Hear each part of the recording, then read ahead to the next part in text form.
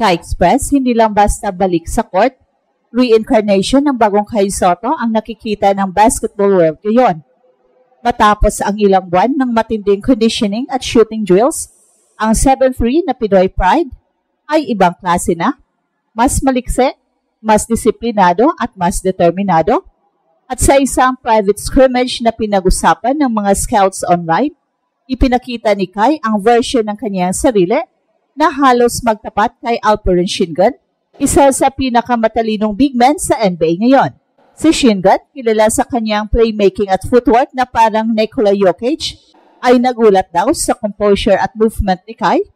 Mula sa pick and roll execution hanggang sa soft touch mula sa mid-range, ibang presence na raw ang ipinakita ng Pinoy Giant. Ang comparison ay hindi hype, kundi simbolo ng transformation. Ang dating raw project ngayon ay nagiging modern big na kayang bumantay sa spacing game ng international basketball. Ang mga insiders mula Japan at US ay nagkukwento na nagbago raw ang diskarte ng Kai camp.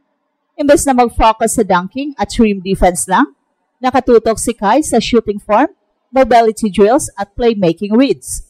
At ang resulta, mas mabilis na rotation sa depensa at mas kumpiyansang bitaw sa perimeter, eksaktong formula na meron si Alperen Sengun ngayon sa Houston Rockets. At ngayon, may resibo at resulta. Sa bawat pagbalik ni Kai sa gym, makikita ang disiplina at maturity na hinihintay ng mga Pinoy fans. Hindi na lang siya ang hopeful, siya na mismo ang blueprint, ang standard kung paano dapat mag-evolve ang mga big men sa Pilipinas. At kung tutuusin, hindi lang si Alperen Sengun ang ginulat ni Kai, kundi ang buong sistema ng basketball na matagal nang nagsasabing imposible para sa Pinoy. Ngayon, may sagot na, posible. Kai Sotto is back, stronger than ever, and ready to rumble with the world's best. Ginulat ni Kai si Alperen Sengun at susunod, makabuong planeta na. Muling nagparamdam si Kai at ngayong taon, ibang version ng 7-3 Pinoy Phenom ang nakikita ng mga scouts sa international scene. Matapos ang ilang buwang tahimik sa training, kumalat ang balita tungkol sa isang closed-door scrimmage kung saan nagharap si Kai sa mga NBA caliber big men at ayon sa mga nakasaksi, hindi lang nakasabay si Kai, ginulat niya ang lahat. At pati si Alperen Sengun, kilalang isa sa mga pinakamatalinong young center sa NBA dahil sa kanyang elite footwork at passing vision, ay napatingin daw sa disiplina ni Kai. The kid reads the floor better now, ayon sa isang scout. Hindi na lang basta towering presence si Kai, kundi isang big man na marunong mag-react sa flow ng laro, mabilis sa rotations, at may kumpiyansang tumira mula sa midrange. Makikita agad ang pagbabago mula sa dati niyang footwork, ngayon ay mas fluid at efficient ang kilos ni Kai. Sa mga video clips na lumalabas sa training camp, pinapakita niya kaya na niyang magdala ng bola, mag-set up ng play, at sabayan ang mga mas maliit at mas mabilis na forwards. Ang once raw project ay nagiging modern big, isang rare breed na maihalin tulad sa estilo ni Alperen Sengun, Domantas Sabonis at Nikola Jokic. At sa mga Pinoy fans, ito ang versyong matagal nang hinihintay. Hindi lang shot blocker, hindi lang highlight dunker, kundi isang thinking player na marunong magdisiplina sa sarili sa loob ng court. Ang transformation na ito ay bunga ng determinasyon at oras sa gym, araw-araw, shooting at conditioning para patunayan na kaya niyang mag-evolve tulad ng mga international stars na dati lang niyang pinapanood. Maraming eksperto ang nagsasabi, kung may dapat tularan si Kai, ito ay si Alperen Sengun, ang Turkish center, na naging simbolo ng modern big man sa NBA. Hindi lang dahil sa kanyang skills, kundi dahil sa kanyang paraan sa pag-iisip sa laro. Si Sengun ay hindi kasing taas ni Kai, pero ang kanyang basketball IQ, footwork at diskarte sa loob ay world-class. Kaya na nagpakita si Kai sa scrimmage na yon, maraming scouts ang napatingin at nagsabi, ito ang tamang direksyon. Si Alperen Sengun ay kilala sa kanyang old-school post moves na hinaluan ng European finesse. Marunong siyang gumamit ng katawan, tempo at balanse, at doon nagsimulang tumugma ang mindset ni Kai. Hindi kailangang palaging dunk o block.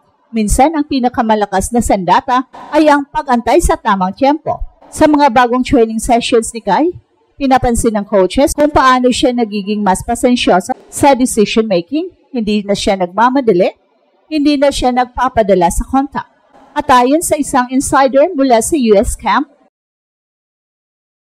Kai is learning to think 2 players ahead like Alperen Şengün does. Kung dati ay umasa lang siya sa height at instinct, ngayon ay nagagamit na niya ang utak at rhythm ng laro. Ang passing niya mula sa post ay mas accurate, ang pick and roll reads ay mas mabilis at ang off-ball movement ay mas maayos. At higit sa lahat, mas relax si Kai sa pressure. Matapos ang ilang taon ng expectation bilang next Filipino NBA player, natutunan na niyang huwag madaliin ang proseso. Kagaya ni Alperen Şengün, hinog sa tiyaga, bawat laro, bawat ensayo ay may progress. Hindi instant success, kundi tuloy-tuloy na pag-angat.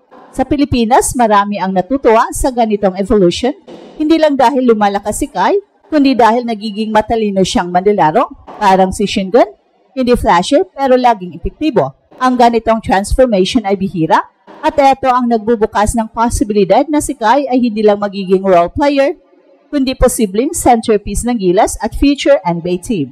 At habang patuloy na lumalalim ang pag-unlad ni Kai, unti-unting nagiging malinaw ang direksyon ng kanyang karera, isang kombinasyon ng Pinoy puso at European intelligence sa loob ng court. Sa mga huling scrimmage reports mula sa kanyang training camp, makikita kung gaano kalaki ang improvement niya sa 3 aspeto: shooting consistency, physical strength at decision-making. At dito kapansin-pansin ang impluwensya ng estilo ni Alperen Şengün. Si Kai na dati ay nakadepende lang sa kanyang tangkad, ay ngayon may finesse at rhythm. Sa bawat pick and roll, alam na niya kung kailan lilipat, kailan ipapasa, at kailan aatake. Mula sa post, kaya na niyang magbukas ng play para sa mga shooters, isang bagay na bihira sa mga big men sa Asia. At ayon sa ilang scouts na naka-observe sa kanya, he is not just reacting now, he's controlling the tempo. Isa itong malaking pagbabago na nagpatunay na hindi lang siya umaasa sa talento, kundi sa pagkaintindi ng laro. At sa aspeto ng katawan, ibang-iba na rin, mas makapal na ang upper body, mas matatag sa contact at mas mabilis ang recovery sa transition defense.